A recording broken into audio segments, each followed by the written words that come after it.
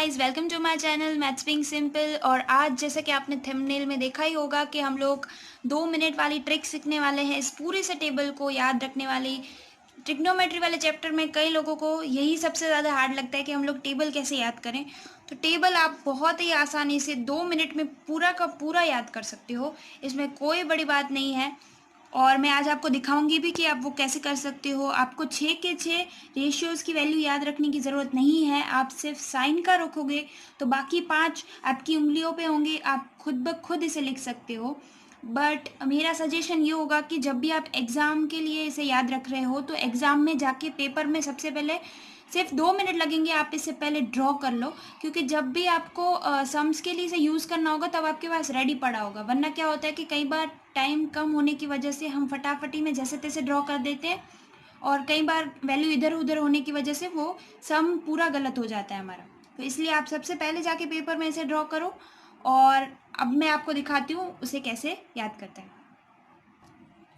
तो let's start with the sine. आप नीचे के पांचों को भूल जाओ, सिर्फ साइन पे फोकस करो, ठीक है।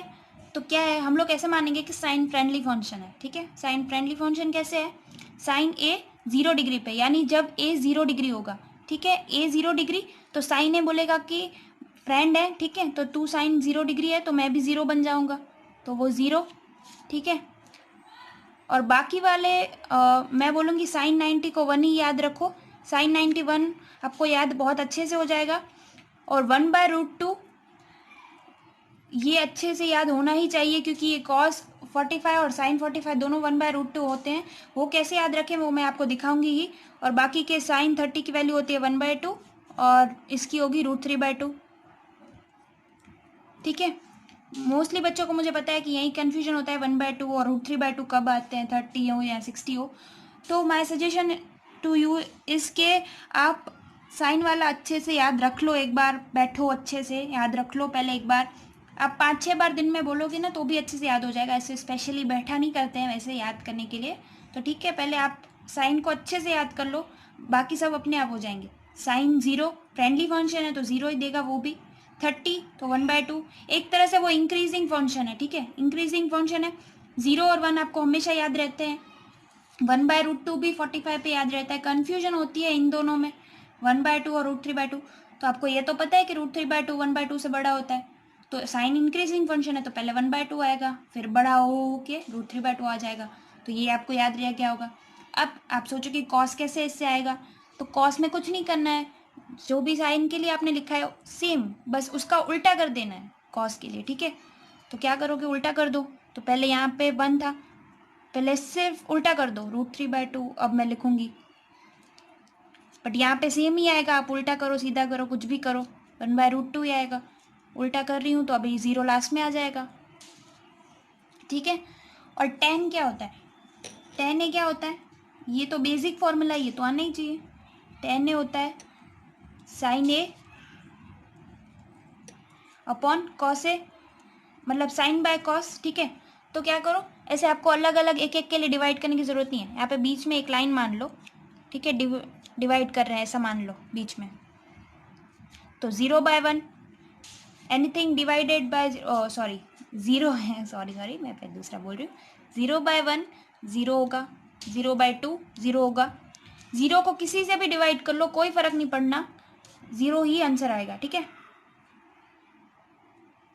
ओके, अभी 1/2 और √3/2 को डिवाइड करोगे जब आप, तो 2 से 2 कैंसिल हो जाएगा और हमारे पास आंसर आ जाएगा 1/√3। ये आपको लॉजिकल वे में मैं याद करने के लिए इसलिए सिखा रही हूँ ताकि कोई गलती ना हो। इसमें ट्रिक सिर्फ यही है कि इसको उल्टा करना है, ठीक है। और बाकी सब फॉर्मूला से ही मैं आपको काम करा रही हूँ। फॉर्मूलाज ये है कि हम लोग याद करके छोड़ देते हैं, बट एप्लीकेशन पार्ट ज़्यादा इंपॉर्टेंट है इससे, ठीक है। 1/√2 सेम है तो आंसर 1 आएगा क्योंकि हम डिवाइड कर रहे हैं। ये डिवाइड की डंडी दिख रही है सबको लाइन बीच में, ठीक है, वो डिवीजन की है। 2 से 2 कैंसिल हो जाएगा, √3/1 तो √3 ही आ जाएगा। 1/0 ये हमेशा याद रखना कि एनीथिंग डिवाइडेड बाय ज़ीरो, यानी 1/0 हो, चाहे 2/0 हो, चाहे 10/0, चाहे कुछ भी हो, ये हमेशा अनडिफाइंड फॉर्म है। ठीक है, अनडिफाइंड फॉर्म क्यों है आप खुद ही सोचो, आप इसे सॉल्व नहीं कर पाओगे। हायर स्टडीज़ में जाओगे तो इसका एक्चुअल रीजंस पता चलेंगे क्यों, बट अभी मैं सिर्फ इतना ही कह रही हूँ कि ज़ीरो से कुछ किसी को भी डिवाइड करोगे तो वो अनडिफाइंड फॉर्म होगा। ठीक है, तो नॉट बी डिफाइंड या कैन नॉट बी डिफाइंड या अनडिटर्मिनेंट फॉर्म कुछ भी लिख दो, सॉरी नॉट बी डिफाइंड।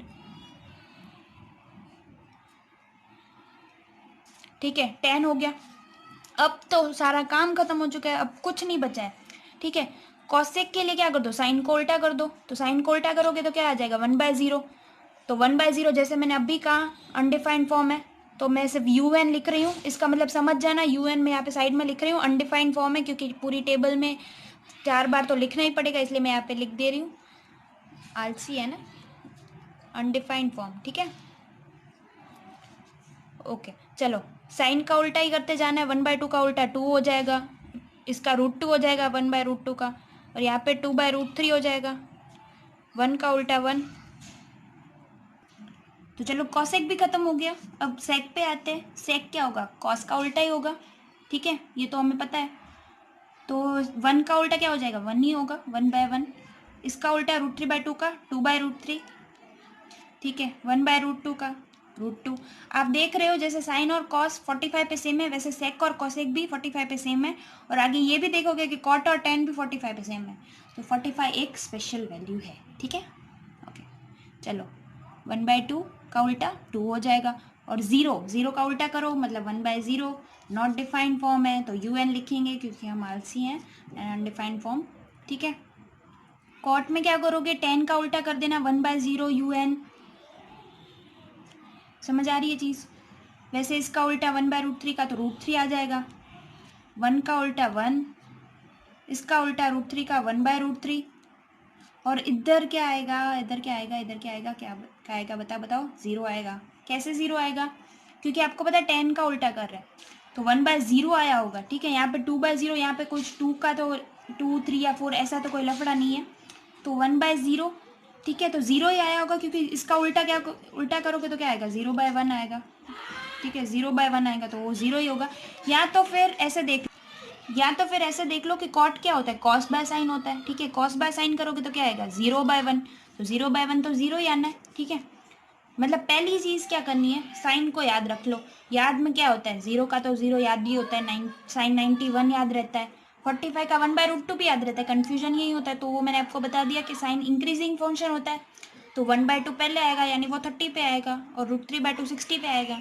ठीक है, कॉस के लिए पूरा उल्टा कर दो, टेन के लिए क्या बीच में डंडी लगा दो, डिवाइड करते जाओ, आंसर लेते जाओ। ठीक है, और फिर आएगा कॉसेक, तो इसका उल्टा साइन का, सेक किसका उल्टा है, कॉस का, कॉट किसका उल्टा है, टेन का। ठीक है, बिल्कुल इजी था। अब कई लोग बोलेंगे कि 9-10 मिनट की वीडियो है और 2 मिनट कैसे लिखा है, तो वो आपको समझाने के लिए जा रहा है, ट्रस्ट मी गाइस।